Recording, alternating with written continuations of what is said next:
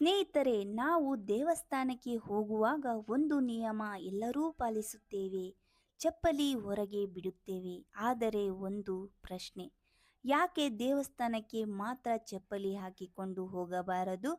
ಯಾರಾದರೂ ಈ ನಿಯಮ ಮಾಡಿದ್ದೀರಾ? ಅಥವಾ ಇದರ ಹಿಂದೆ ಯಾವುದಾದರೂ ರಹಸ್ಯ ಇದೆಯಾ? ಆಶ್ಚರ್ಯಕ ವಿಷಯ ಏನೆಂದರೆ, ಈ ಒಂದು ಪದ್ಧತಿಯ ಹಿಂದೆ ಧರ್ಮ, ಸಂಸ್ಕೃತಿ ಮತ್ತು ಕೆಲವು ವೈಜ್ಞಾನಿಕ ಕಾರಣಗಳು ಇದ್ದಾವೆ ಎಂಬ ಕೆಲವರ ವಿವರಿಸುತ್ತಾರೆ. ಆ ಕಾರಣಗಳು ಏನು ಎಂಬುದನ್ನು ಈಗ ತಿಳಿದುಕೊಳ್ಳೋಣ ಬನ್ನಿ. ಹಿಂದೂ ಸಂಪ್ರದಾಯದಲ್ಲಿ ದೇವಸ್ಥಾನವನ್ನು ಒಂದು ಪವಿತ್ರ ಸ್ಥಳ ಎಂದು ನೋಡಲಾಗುತ್ತದೆ. ಅಲ್ಲಿ ದೇವರ ಸಾನ್ನಿಧ್ಯ ಇದೆ ಎಂದು ಭಕ್ತರು ನಂಬುತ್ತಾರೆ.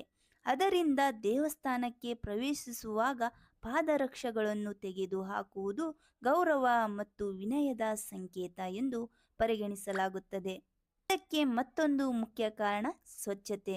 ನಾವು ರಸ್ತೆಯಲ್ಲಿ ನಡೆಯುವಾಗ ಚಪ್ಪಲಿಗಳಿಗೆ ಧೂಳು, ಮಣ್ಣು ಮತ್ತು ಅಶುದ್ಧಿ ಉಂಟಾಗುತ್ತದೆ. ಅದನ್ನು ದೇವಸ್ಥಾನದ ಒಳಗೆ ತೆಗೆದುಕೊಂಡು ಹೋದರೆ ಅಲ್ಲಿ ಅಶುದ್ಧಿಯಾಗಬಹುದು. ಹಾಗಾಗಿ ದೇವಸ್ಥಾನದ ಪವಿತ್ರತೆಯನ್ನು ಕಾಪಾಡಲು ಚಪ್ಪಲಿ ಹೊರಗೆ ಬಿಡುವ ಪದ್ಧತಿ ಬಂದಿದೆ. ಹಳೆಯ ದೇವಸ್ಥಾನಗಳನ್ನು ಗಮನಿಸಿದರೆ ಅವುಗಳನ್ನು ಕಲ್ಲು ಅಥವಾ ಮರ್ಮದಿಂದ ನಿರ್ಮಿಸಲಾಗಿದೆ. ಪಾದರಕ್ಷೆ ಇಲ್ಲದೆ ನಡೆಯುವಾಗ ನೆಲದ ತಂಪು ಪಾದಗಳಿಗೆ ತಟ್ಟುತ್ತದೆ. ಕೆಲವರು ಇದರಿಂದ ಮನಸ್ಸಿಗೆ ಶಾಂತಿ ಮತ್ತು ಏಕಾಗ್ರತೆ ಹೆಚ್ಚುತ್ತದೆ ಎಂದು ಹೇಳುತ್ತಾರೆ. ಇದರಿಂದ ಭಕ್ತರು ದೇವರ ಪ್ರಾರ್ಥನೆಗೆ ಹೆಚ್ಚು ಗಮನ.